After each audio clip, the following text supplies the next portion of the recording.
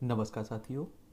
आप लोग अपनी स्क्रीन पर पिक्चर देखकर समझ गए होंगे कि आज हम लोग किसकी बात करने वाले हैं, किसके बारे में जानने वाले हैं। हम लोग बात करने वाले हैं ओम प्रकाश राजभर के बारे में, ओपी राजभर के बारे में। और आप लोगों को एक बात बता दें, बहुत सारे लोग आप देखिए 2017 के पहले ओम प्रकाश राजभर को नहीं जानते होंगे। ये सही बात भी है। और आप देखिए कि 2017 में जो उत्तर प्रदेश में विधानसभा चुनाव हुए और जिसमें आप देखेंगे इनका गठबंधन भारतीय जनता पार्टी से हुआ, और उसके बाद आप देखिए भारतीय जनता पार्टी को एक भारी बहुमत मिला। उस समय ये चर्चा में आए, लेकिन कुछ समय के बाद इनका गठबंधन टूट जाता है। और आपने देखा है कि 2022 में जो विधानसभा चुनाव हुए उसमें ओम प्रकाश राजभर समाजवादी पार्टी के साथ गठबंधन करते हैं और चुनाव लड़ते हैं। लेकिन आप देखते हैं कि ओम प्रकाश राजभर को तो फायदा होता है, लेकिन आप देखते हैं कि समाजवादी पार्टी की भी सीटें बढ़ती हैं, लेकिन समाजवादी पार्टी की सरकार नहीं बन पाती है और बीजेपी की सरकार दोबारा बन जाती है। उसके कुछ समय बाद ओपी राजभर समाजवादी पार्टी का साथ छोड़ देते हैं और अब अभी तो अकेले बने हुए हैं। आगे किससे ये गठबंधन करते हैं ये तो आने वाला वक्त बताएगा, लेकिन याद रखिएगा कि इन्हें गठबंधन करना ही पड़ता है। और इससे पहले आपको मालूम होना चाहिए कि इनका वोट परसेंट है। और आप देखिए कि बहुत सारी सीटें जो आप देखिए कि 2000 4000 वोट से आप देखिए हार रही होती है जो पार्टी, उससे अगर इनका गठबंधन हो जाता है तो उस पार्टी को फायदा मिलता है और इन्हें भी फायदा मिलता है। आप ये देखिए 2017 से पहले इन्होंने कई बार चुनाव लड़ा, लेकिन विधायकी का चुनाव नहीं जीत पाए। तो अपने आप में एक तरह से आप देखिए ये ताकतवर ऐसी किसी जगह पर नहीं है कि खुद अकेले चुनाव जीत जाए, इन्हें मदद की जरूरत पड़ती है। तो आज हम लोग इनके बारे में बात कर लेते हैं। और बहुत सारे लोग आप लोग इन्हें पर्सनली जानते होंगे, ये अलग बात है। ये आप देखिए ओम प्रकाश राजभर हैं और इनकी पत्नी, इनके आप देखिए कि माँ, और इनका बड़ा बेटा, इनका छोटा बेटा। ठीक है।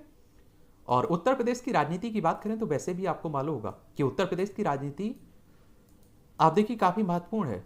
और सभी जो भी राजनीतिक दल हैं इनकी निगाहें उत्तर प्रदेश पर रहती है हमेशा। लखनऊ इसकी राजधानी है। एक इसकी देखिए बिहार, झारखंड, छत्तीसगढ़, मध्य प्रदेश, राजस्थान, हरियाणा, हिमाचल प्रदेश, उत्तराखंड और नई दिल्ली से सीमा लगती है। सबसे ज़्यादा राज्यों से इसकी सीमा लगती है उत्तर प्रदेश की। और आप देखेंगे यहाँ विधानसभा में 403 सीटें हैं, विधान परिषद में 100 सीटें हैं, राज्यसभा में 31 सीटें हैं, लोकसभा में 80 सीटें हैं। और कहते हैं कि जो दिल्ली की गद्दी है ना, इसका रास्ता उत्तर प्रदेश से होकर जाता है। और आप लोग प्रधानमंत्रियों की सूची भी देखेंगे तो आपको अधिकतर प्रधानमंत्री उत्तर प्रदेश से ही निकल के आए हुए हैं। पहले प्रधानमंत्री पंडित जवाहरलाल नेहरू, वर्तमान प्रधानमंत्री मोदी साहब। इनका संसदीय क्षेत्र बनारस है ना, समझ रहे हैं आप लोग, इसलिए उत्तर प्रदेश महत्वपूर्ण हो जाता है। इनका पूरा नाम ओम प्रकाश राजभर है, इन्हें ओपी राजभर के नाम से आप लोग जानते हैं। 15 सितंबर 1962 में इनका जन्म वाराणसी में होता है और इनकी पत्नी तारामणि और दो बच्चे हैं, एक अरविंद राजभर और आप देखेंगे अरुण राजभर, दो बेटियां हैं। इनकी शिक्षा की बात करें तो स्नातक किया हुआ है और व्यवसाय की बात करें तो किसान भी हैं और नेता भी हैं। और इनकी दल है सुहेल देव भारतीय समाज पार्टी। और कहते हैं कि इन्होंने संघर्ष बहुत किया है, इसमें कोई दो राय नहीं है। 1981 में काशीराम के दौर से ओम प्रकाश राजभर ने राजनीतिक पारी की शुरुआत की और ये 1996 में बसपा के वाराणसी के जिलाध्यक्ष बनते हैं। बीएसपी में शामिल थे, पहले बीएसपी के नेता रह चुके हैं, मायावती के, समझ रहे, मायावती की पार्टी है ना, उसी की। सन 2001 में भदोही का नाम बदलकर संत कबीर नगर रखने को लेकर मायावती से विवाद हुआ और ओम प्रकाश ने भाजपा यानी कि बीएसपी छोड़ दी। ओम प्रकाश राजभर भदोही को राजभरों के इतिहास से जोड़कर देखते हैं और भाजपा से अलग होकर 2004 में इन्होंने सुहेल देव पार्टी भारतीय समाज पार्टी का गठन किया।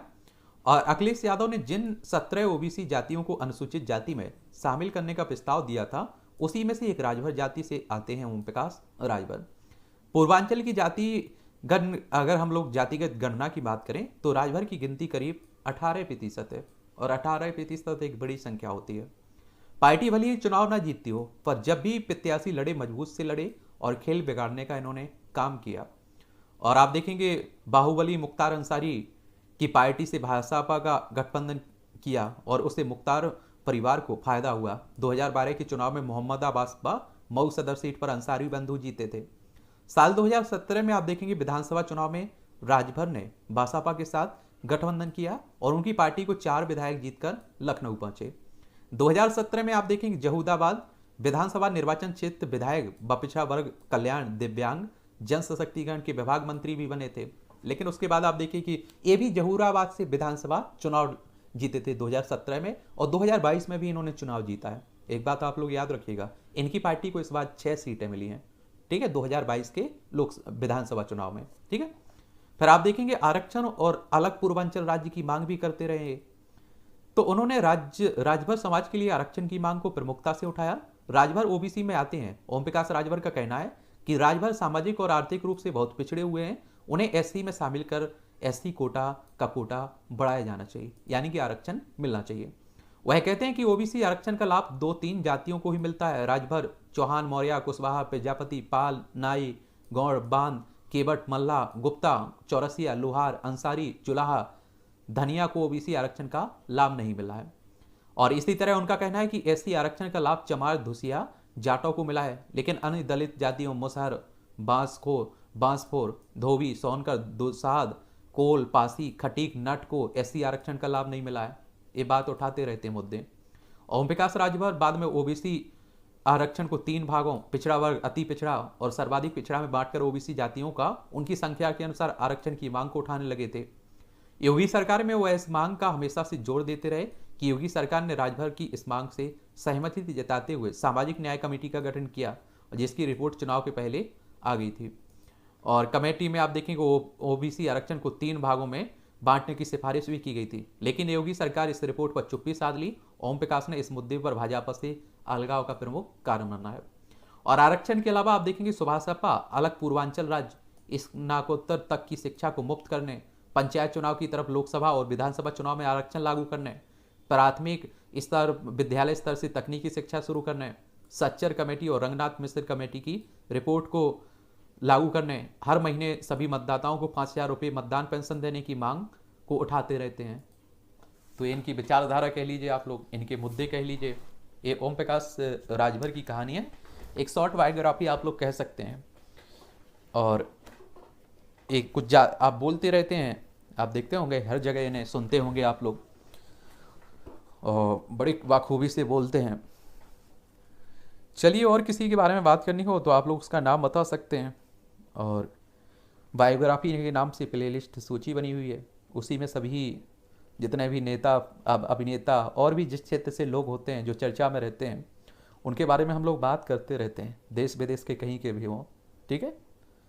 आपको भी अगर किसी के बारे में जानने की दिलचस्पी है तो उसका नाम आप लोग नीचे कमेंट में लिख सकते हैं, उस पर भी हम लोग बात कर लेंगे।